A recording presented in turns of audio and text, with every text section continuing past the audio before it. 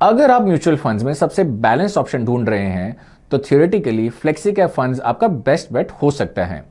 ऐसा मैं इसलिए बोल रहा हूं क्योंकि फ्लेक्सी कैप फंड्स के fund managers large cap, mid cap और स्मॉल कैप कंपनीज के मिक्स में इन्वेस्ट कर सकते हैं बेस्ड ऑन देयर परफॉर्मेंस। जहां उन्हें लगता है कि इन्वेस्टर्स के लिए हायर रिटर्न्स का अपॉर्चुनिटी है, they can invest there.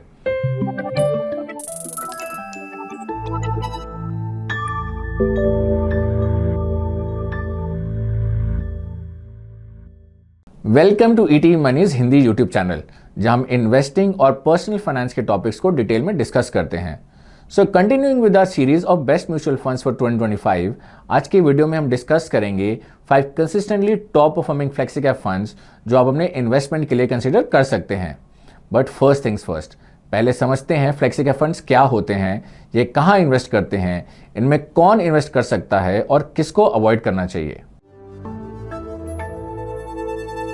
Flexi cap funds equity funds की कैटेगरी में आते हैं और इन्हें अपने पोर्टफोलियो का कम से कम 65% इक्विटीज में इन्वेस्ट करना होता है। और इन फंड्स के पास ये फ्लेक्सिबिलिटी होती है कि ये अलग अलग मार्केट कैपिटलाइजेशन की कंपनीज में किसी भी प्रोपोर्शन में इन्वेस्ट कर सकते हैं। अब इस फ्लेक्सिबिलिटी की वजह से फंड मैनेजर्स अपने पोर्टफोलियो को मार्केट डायनामिक्स के हिसाब से एडजस्ट करते हैं। बाकी का 35% ऑफ पोर्टफोलियो फंड मैनेजर के डिस्क्रेशन पर होता है, जो किसी भी एसेट क्लास में इन्वेस्ट किया जा सकता है। अब क्योंकि फ्लेक्सी कैप फंड्स अलग अलग मार्केट कैप्स और सेक्टर्स में इन्वेस्ट करते हैं, ये एक डाइवर्सिफाइड पोर्टफोलियो ऑफर करते हैं। तो अगर आप लॉन्ग टर्म गोल्स के लिए इन्वेस्ट कर रहे हैं जो कि कम से कम 7 साल दूर हैं, तो डाइवर्सिफाइड इक्विटी फंड में इन्वेस्ट करना चाहिए।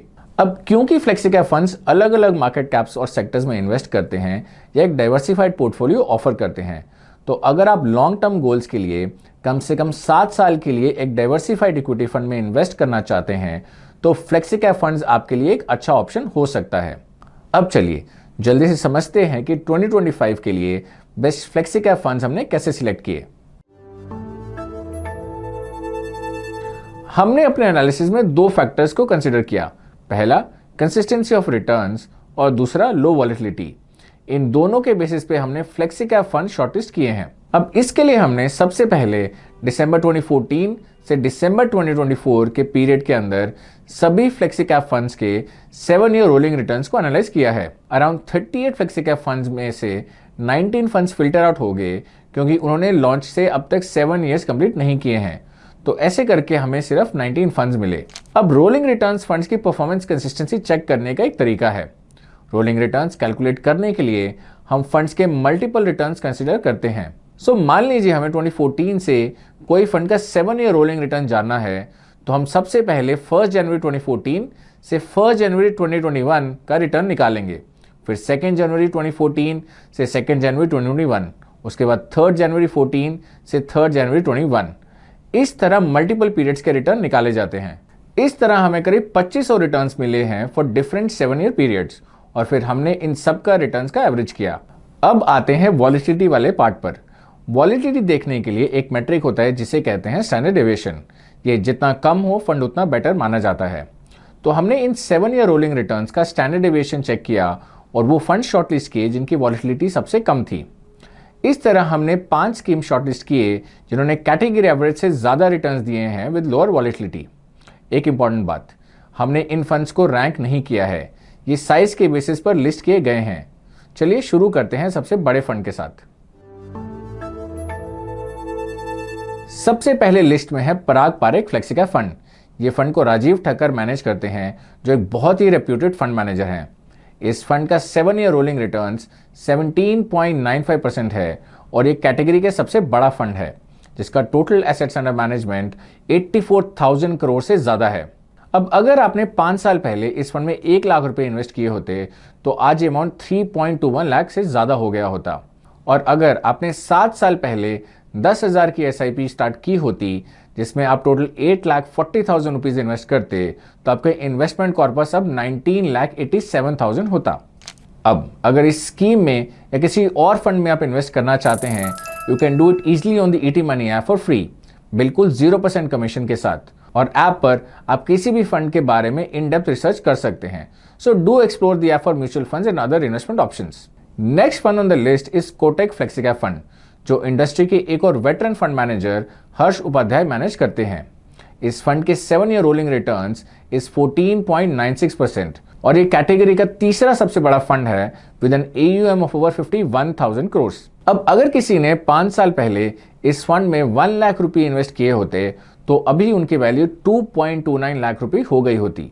और अगर किसने 7 साल तक 10,000 रुपए की मंथली SIP की होती जिसमें टोटल 8,40,000 इन्वेस्ट होता तो आज आपका टोटल कॉर्पस होता 16.35 लाख।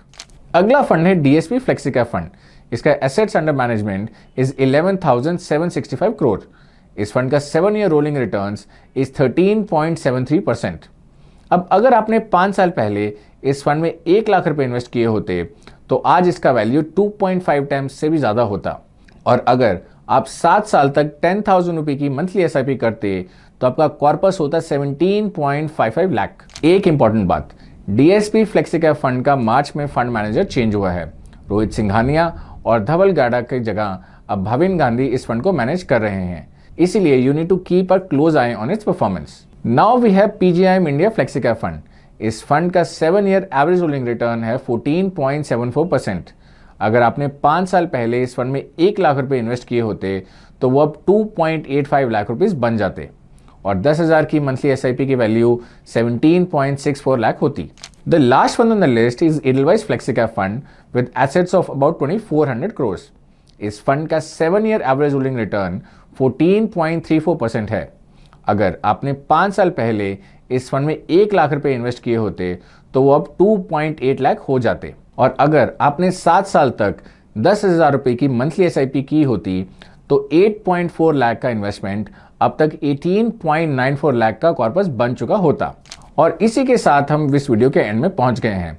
हमने बाकी म्यूचुअल फंड कैटेगरीज के बेस्ट फंड्स भी शॉर्टलिस्ट किए हैं। आप सभी वीडियोस को एक जगह देख सकते हैं under our playlist of best mutual funds to invest in 2025। Don't forget to check it out and if you like the video तो अपने फ्रेंड्स और फैमिली के साथ इसे जरूर शेयर करें। Will be back soon with another video. Till then take care. Mutual fund investments are subject to market risks. Read all scheme related documents carefully.